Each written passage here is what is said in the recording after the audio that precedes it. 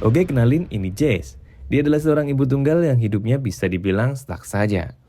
Dia punya anak yang punya kebutuhan khusus, dan jujur aja Jess ini kelihatan depresi banget. Baginya dihabiskan dengan ngurusin anaknya yang rewel.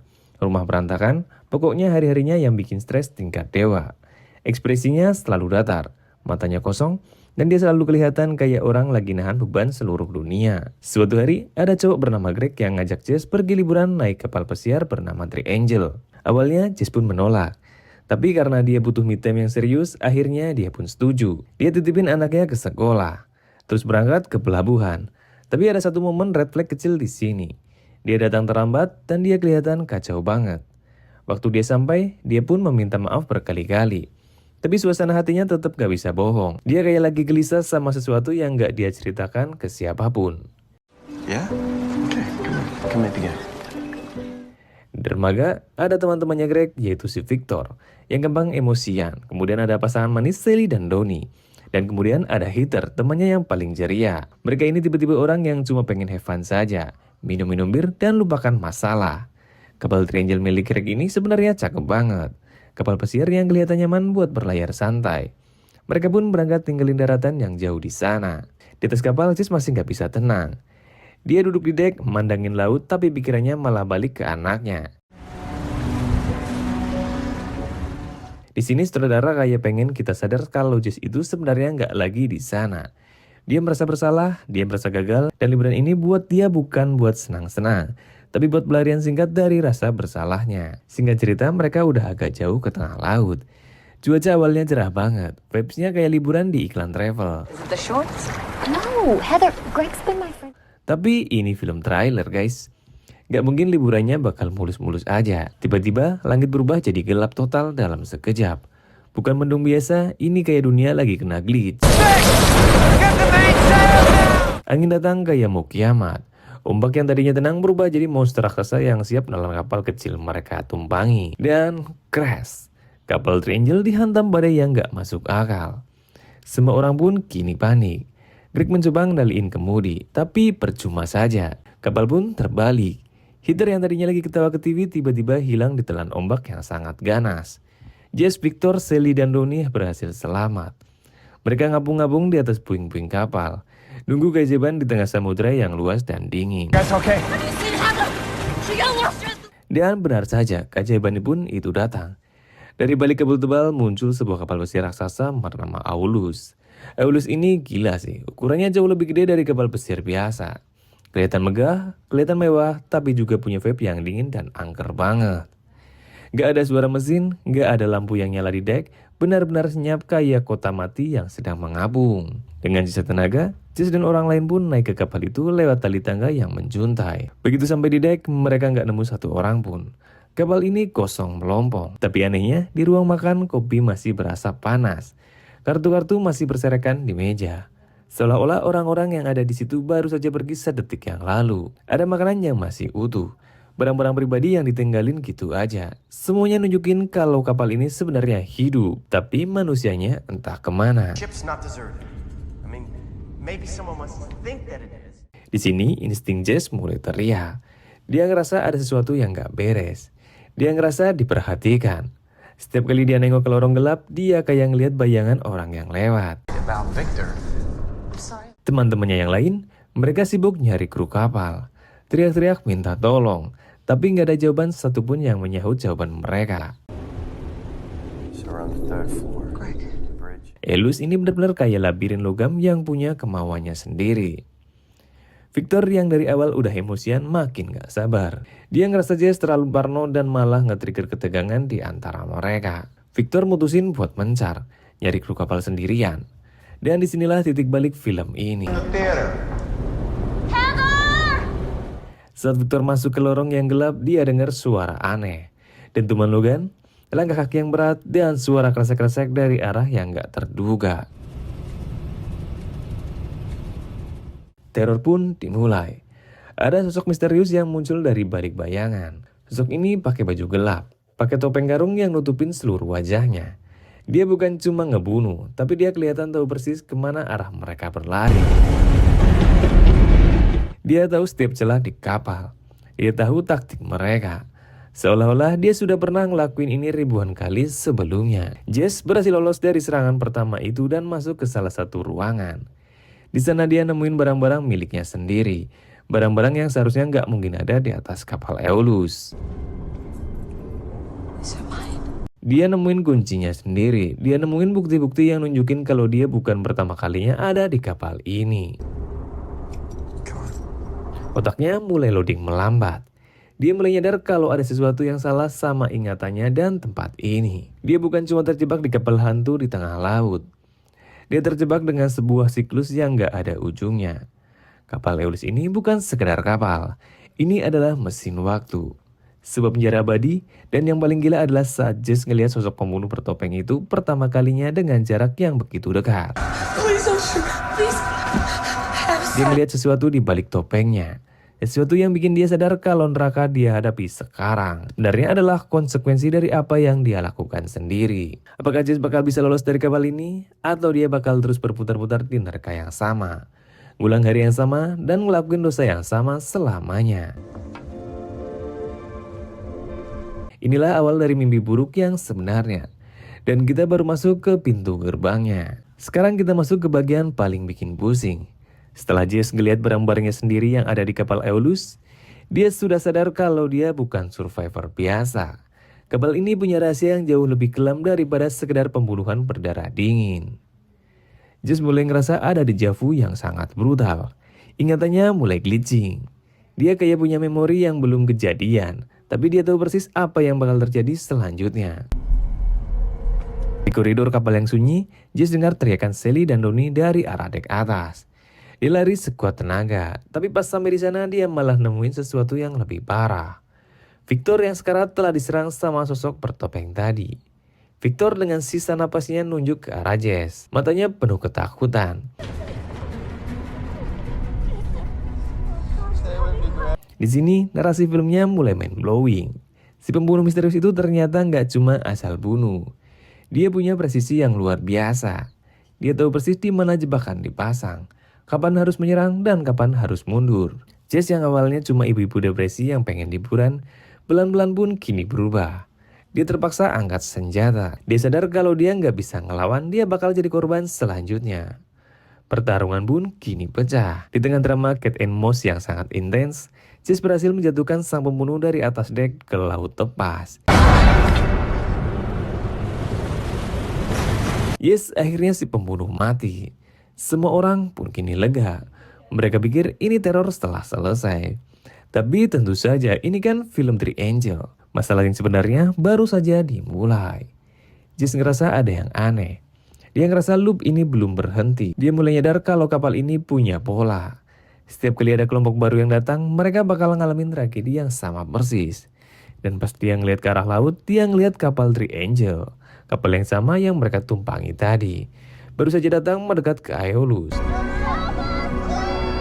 Itu berarti ada versi lain dari mereka sendiri yang baru saja naik ke atas kapal. Jess sadar dia bukan terjebak sama pembunuh asing. Dia terjebak dalam timelapse yang berlapis-lapis. Dia ngelihat dirinya sendiri yang lain. Versi Jess yang lebih polos. Yang masih nggak tahu apa-apa baru saja naik ke kapal dengan teman-temannya yang lain.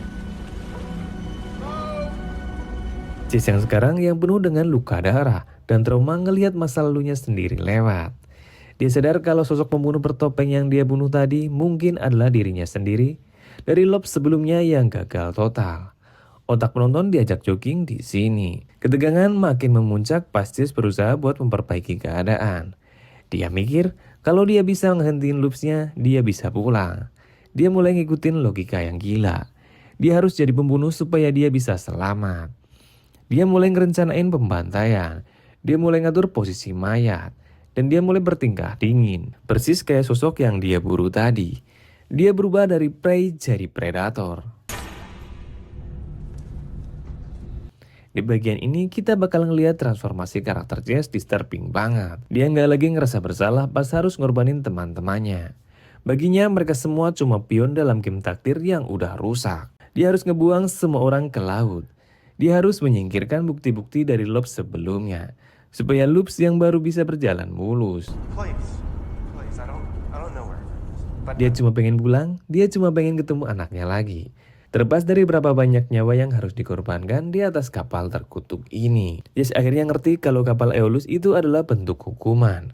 Hukuman buat dia nggak pernah bisa move on dari tragedi anaknya. Dia terjebak dalam lingkaran penyesalan yang gak ada habisnya. Di akhir bagian 2 ini, Jess sudah bukan ibu yang cemas. Dia udah jadi sosok yang dingin, kalkulatif, dan sangat berbahaya. Dia bersiap buat menyambut dirinya yang baru. Siap buat menjalankan skenario berdarah ini lagi demi satu tujuan yang egois, yaitu pulang ke rumah. Apakah dia bakal benar-benar berhasil memutus rantai ini, atau dia cuma bakal makin tenggelam dalam lubang hitam yang dia bikin sendiri? Well, selamat datang di bagian tergelap dari psikologis seorang manusia yang dikasih kesempatan kedua, tapi justru milih buat jadi iblis. Sekarang kita masuk ke fase di mana Jess benar-benar full on kehilangan kewarasannya. Kalau di bagian sebelumnya dia masih ragu-ragu, sekarang dia udah masuk ke mode survival. Jess sadar kalau satu-satunya cara buat mutusin rantai penderitaan ini adalah dengan cara menyelesaikan loopsnya dengan sempurna.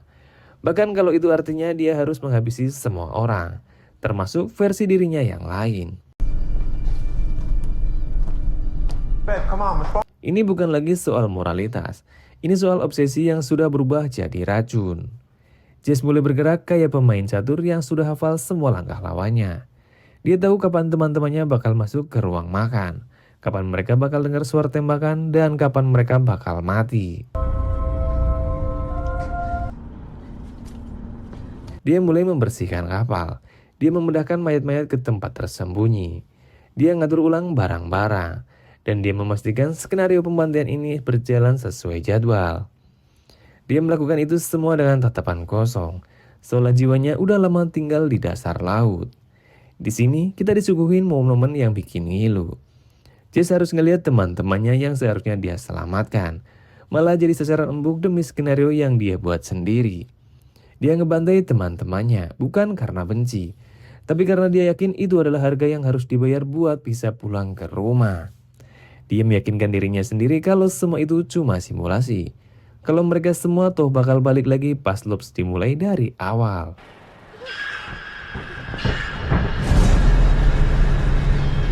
Logikanya udah rusak parah.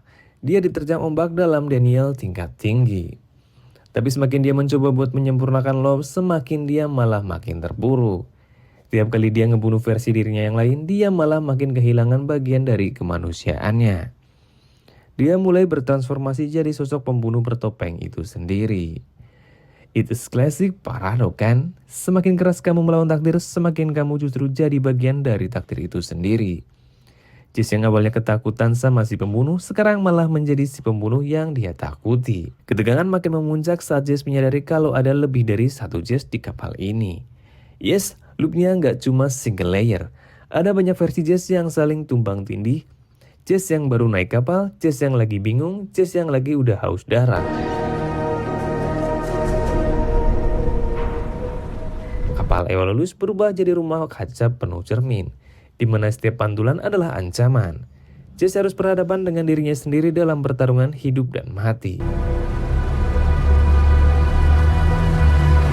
Dia harus ngebunuh versi dirinya sendiri yang punya sedikit hati nurani, supaya versi dirinya yang sekarang bisa bertahan hidup. Puncak dari kegilaan ini adalah saat Jess akhirnya berhasil membuang semua orang ke laut. Kapal yang tadinya penuh dengan teror sekarang jadi sangat sepi dan mencekam. Jess berdiri di geladak, napasnya tersengal, darahnya membasahi tangan. Dia merasa sudah menang, dia merasa dia udah membersihkan kapal ini. Dan menurut kalkulasinya dia bakal segera dijemput oleh takdirnya sendiri untuk segera pulang. Dia nggak ngerasa bersalah sama sekali. Dia ngerasa dia cuma menjalankan tugas yang sudah ditetapkan oleh semesta. Tapi saat dia berdiri di pinggir kapal, dia melihat sesuatu yang bikin dia sadar kalau dia masih jauh dari kata selesai. Dia melihat sekumpulan burung camar yang banyak banget di atas kapal. Burung-burung yang sama yang ditemui di awal perjalanan. Dia sadar kalau semua usahanya ini sia-sia saja. Kapal Aeolus bukanlah pintu keluar, melainkan jebakan tikus raksasa yang gak ada pintunya. Di bagian ini kita mulai ngerasain empati yang aneh dari Jess. Dia bukan lagi villain yang jahat. Dia cuma korban dari traumanya sendiri yang gak bisa dia lepaskan. Dia pengen pulang, dia pengen memeluk anaknya, tapi dia lupa kalau rumah yang dia tuju sudah gak ada lagi. Dia terjebak dalam orientasi tentang anaknya yang tewas. Dan kebal ini adalah manifestasi fisik dari rasa bersalahnya yang gak berujung. Dia bukan cuma ngebunuh teman-temannya, dia sedang membunuh bagian dari dirinya yang masih pengen ngerasa bahagia. Apakah Jess akhirnya sadar kalau dia cuma pion yang lagi diadu sama takdirnya sendiri? Atau dia bakal terus ngulang sampai ribuan tahun ke depan? Bagian ini ditutup dengan kesadaran yang sangat pahit. Bahwa musuh terbesar Jess bukanlah kapal hantu, bukan pembunuh bertopeng, melainkan dirinya sendiri menolak untuk merelakan masa lalu. Oke, sekarang kita sampai di babak terakhir. Jess telah ngebantai semua orang dan ngerasa dia udah berhasil ngebersihin kapal. Akhirnya ngerasa ada secerca harapan. Dia melihat kapal Aeolus mulai mengalami glitch, seolah-olah realitasnya mulai muncul.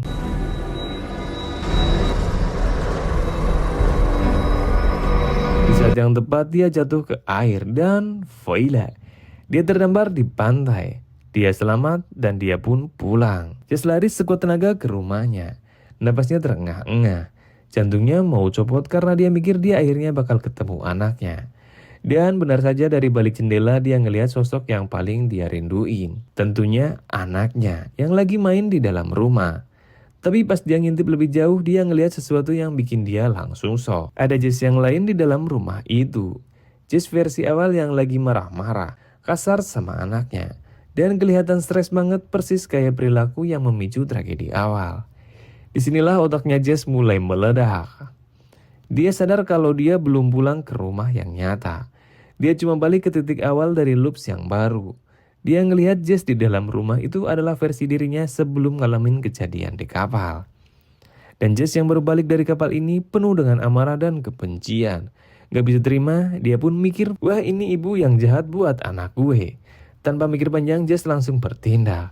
Dia ngebunuh versi dirinya sendiri di dalam rumah. Terus dia ngambil anaknya dan kabur pakai mobil. Dia pikir dia menang.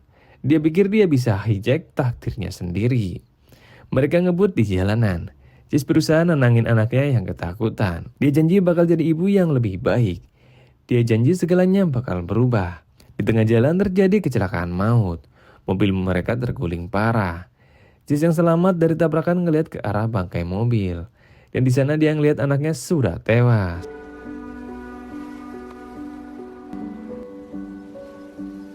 Di sampingnya ada burung camar yang mati. Saat itulah Jess sadar semuanya tragedi mobil ini adalah asal-usul dari semuanya. Kematian anaknya, penyesalan yang gak ada habisnya, dan keinginan dia buat memperbaiki masa lalu. Itu semua adalah bahan bakar yang ngejalanin kapal Aeolus. Jess bukan terjebak di kapal. Dia terjebak di dalam penyesalannya sendiri yang berbentuk neraka dunia. Jess berdiri di pinggir jalan, bingung, hancur, dan gak tahu harus kemana. Tiba-tiba ada mobil yang lewat dan sopirnya nanya, "Kamu butuh tumpangan ke pelabuhan?" Jess dengan sisa kesadarannya yang udah kayak zombie cuma bisa mengangguk. Dia naik ke mobil itu dan di pelabuhan dia ketemu lagi sama Greg dan teman-temannya yang lain.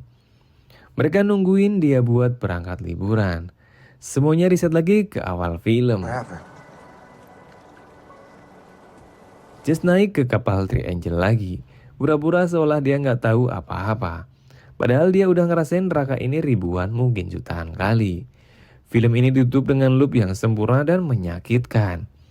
Jess tetap terjebak, terus-menerus mencoba buat memperbaiki masa lalu. Tapi justru perbuatannya itulah yang menyebabkan masa lalu itu terjadi. So, apa yang kita pelajari dari film ini? Film ini bukan cuma tentang kapal hantu atau perjalanan waktu, tapi tentang denial. Jess menolak untuk menerima kematian anaknya. Dan akhirnya dia dihukum oleh semesta untuk terus mengulang hari di mana dia ngerasa dia bisa memperbaiki semuanya. Ini adalah siklus penyesalan secara abadi, di mana setiap usahanya untuk mengubah takdir justru cuma bakal memperkokoh rantai yang mengikatnya. Three Angel adalah sebuah karya yang jenius sekaligus bikin depresi. Ini pengingat buat kita semua. Kalau ada sesuatu yang udah gak bisa diubah, mending kita belajar buat ikhlas. Kalau enggak, ya siap-siap jadi Jess. yang terus-terusan terjebak di kapal Aeolus sampai akhir zaman.